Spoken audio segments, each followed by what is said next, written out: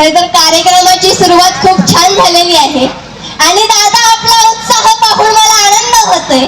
आणि खरं तर या कार्यक्रमाचं ज्यांनी आयोजन केलं आहे भव्य 9व्या बौद्ध धम्म परिषदेचं ज्यांनी आयोजन केलं आहे ते आमचे सागर दादा पाईकराव यांच्यासाठी एकदा जोरदार टाळ्या झाल्याच पाहिजे।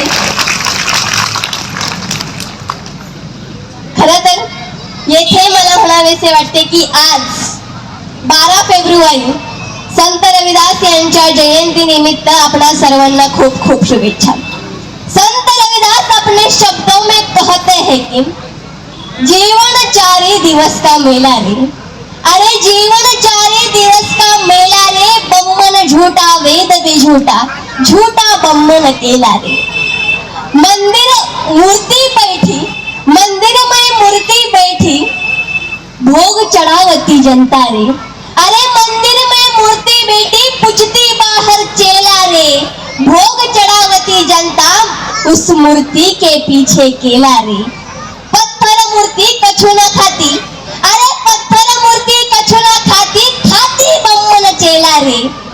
जीवन 4 दिवस का मेला रे, बम्मन झूठा वेद भी झूठा, झूठा बम्मन केला रे।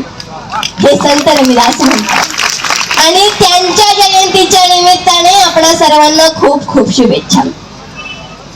खरं तर या 9व्या भव्य बौद्ध धम्म परिषदेच्या निमित्ताने येथे सर्वात जास्त संख्या माझ्या माता भगिनींची आहे। खरं तर या धम्म परिषदेच्या निमित्ताने माझ्या माता भगिनींचे मी सहर्ष स्वागत करते आणि दादा मला आनंद होतोय।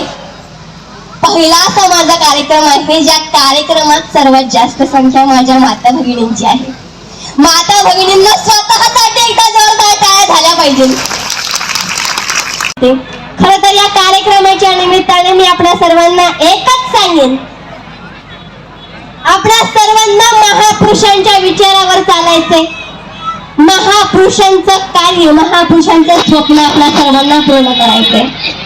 शेवटी मला म्हणावेसे वाटते म्हणतात ना, एका कर्तृत्वान पुरुषामागे एका कर्तृत्वान स्त्रीचा हात असतो। आणि मला म्हणावेसे वाटते की आमच्या कर्तृत्वान सागर दादा पाईकराव यांच्या मागे कर्तृत्वान मायाताई यांचा हात आहे व सर्व महागाववासियांची साथ आहे, सर्व महागाववासियांची साथ आहे। खरं तर आयोजकांचे मी मनपूर्वक अभिनंदन आणि धन्यवाद व्यक्त करते।